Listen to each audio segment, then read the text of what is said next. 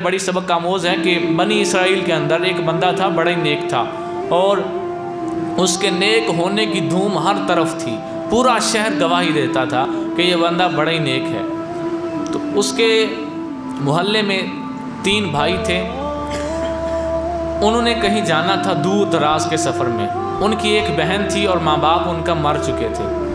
انہوں نے کہا کہ ہم نے جانا تجارتی سفر میں، پتہ نہیں کتنا عرصہ لگ جائے، کتنے مہینے کتنے سال لگ جائیں، تو ہم اگر اپنی بہن کو ساتھ لے کر جائیں گے تو مسئلہ بن جائے گا، یہ جو بندہ ہے یہ بڑا ہی نیک ہے، بڑا عابد ہے، بڑی عبادت کرتا ہے، تو ہم اس کو کہتے ہیں کہ تم اس کی نگرانی کرنا اور ہم جو ہے وہ جاتے ہیں، تم اس کی طرف دھیان رکھنا ہماری بہن کی طرف، اور یہ نیک ہی بڑا ہے، یہ کوئی غلط کام نہیں کرے گا۔ تو وہ تینوں بھائی اس کے پاس گئے اور انہوں نے جا کر کہا کہ جناب ہم نے کچھ عرصے کے لیے تجارتی سفر کرنا ہے، اور ہم ماں باپ ہماری دنیا سے جا چکے ہیں، ہم اپنی جوان بہن کو ساتھ نہیں لے کر جا سکتے، سفر میں کچھ بھی ہو سکتا ہے، تو آپ ہمارے گھر میں ہماری بہن کے ساتھ رہ لیں، آپ اس کا دھیان رکھیں، ہم آپ پر یقین کرتے ہیں، آپ بڑے نیک ہیں، آپ کچھ نہیں کریں گے۔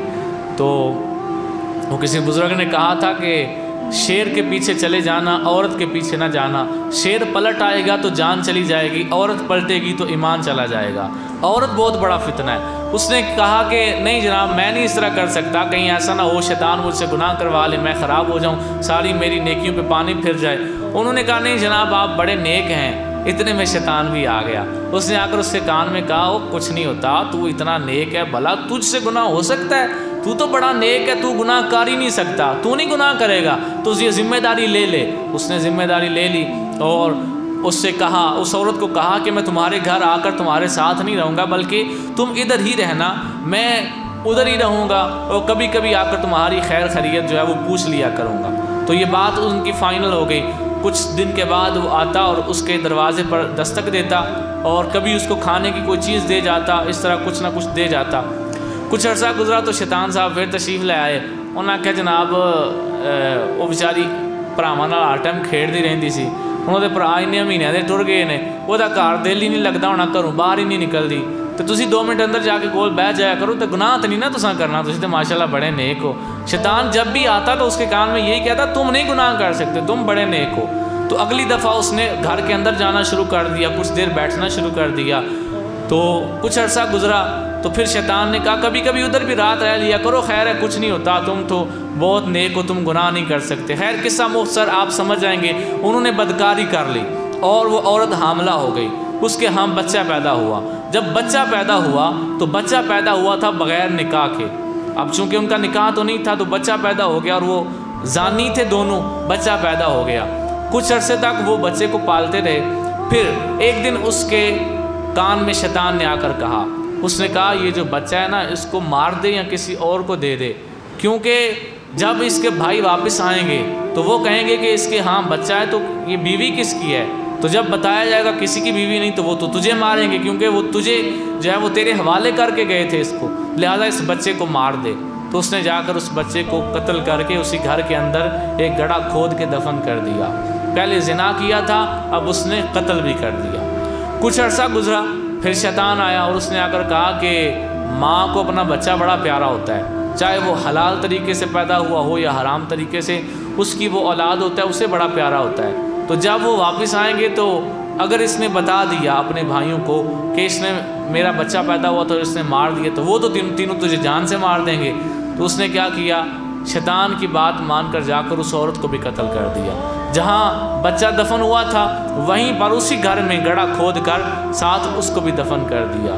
کافی مہینوں کے بعد وہ بھائی واپس آئے اور انہوں نے آ کر کہا کہ ہماری بہن کہاں ہے؟ اس نے کہا آؤ میں تمہیں اس کی قبر پر لے جاتا ہوں، وہ بیمار ہوئی تھی، فوت ہو گئی، اور وہ قبرستان میں لے گیا، ایک ایسی فرضی کسی قبر کا کہا کہ یہ جو قبر ہے نا یہ اس کی ہے۔ تو انہوں نے کہا ٹھیک ہے، دعا وغیرہ مانگی، گھر آ گئے۔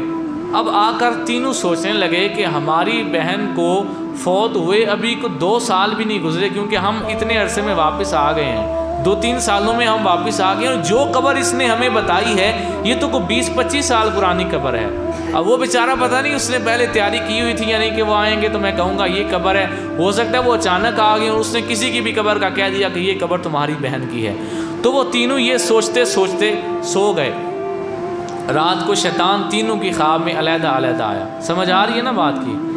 تینوں کو آ کر علیحدہ علیحدہ خواب میں اس نے ساری بات بتا دی۔ اس نے کہا کہ تمہاری جو بہن تھی ان دونوں نے زنا کر لیا، پھر بچہ پیدا ہوا اور اس نے ان دونوں کو قتل کر کے وہیں پہ دفن کر دیا۔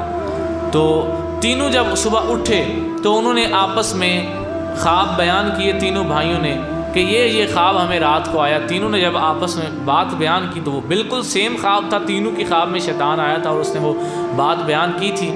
تو تینوں نے صبح اٹھ کر اس جگہ کو کھودا کہ وہاں سے کیا نکلتا ہے۔ جب کھودا تو وہاں سے نیچے بچے کی بھی لاش تھی اور اس عورت کی بھی لاش تھی۔ تو جا کر پھر انہوں نے اس آدمی کو سر عام سارے زمانے کے سامنے یہ کہتے ہوئے قتل کر دیا کہ یہ ہے وہ عابد شخص جس کی نیک ہونے کی گواہی سارا زمانہ دیتا تھا۔ اچھا، یہاں پر جب وہ قتل ہوا اس سے پہلے بھی ایک بڑی دردناک بات ہے، اور وہ کیا ہے؟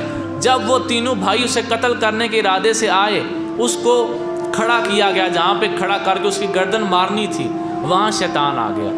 اس کو آ کر کہنے لگا کہ میں ہوں شیطان، میں ہوں جس نے جو جو کہا تو وہ کرتا رہا۔ اس نے کہا اچھا تو ہے؟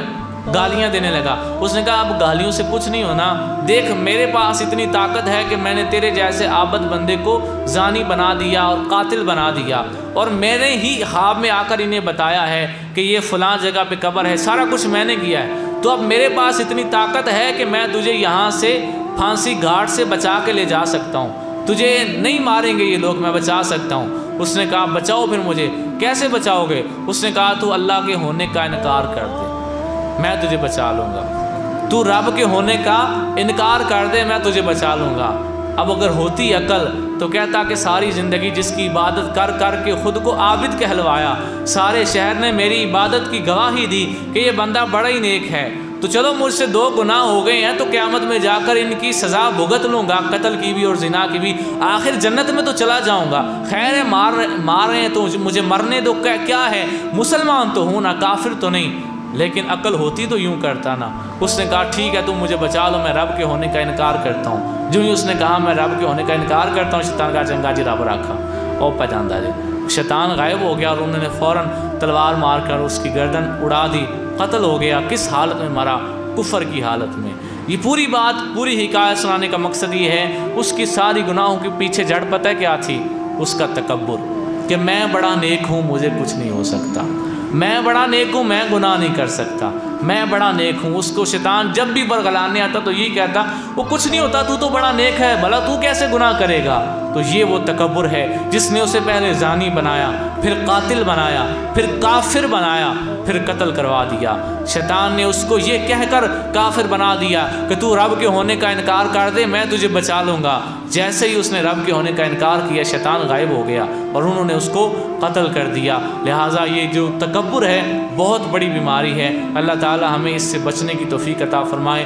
کوشش کیا کریں ان لوگوں کے پاس بیٹھا کریں، آپ کے ابا جی، آپ کے چاچا جی، آپ کے بڑے بھائی، آپ سے بزرگ، آپ سے بڑے، جو آپ کو تو کہہ کے بلاتے ہیں۔ جب وہ تو کہہ کے بلائیں گے آپ کے اندر عاجزی آئے گی، تکبر کم ہوگا۔ ایسے لوگوں کے پاس بیٹھا کریں۔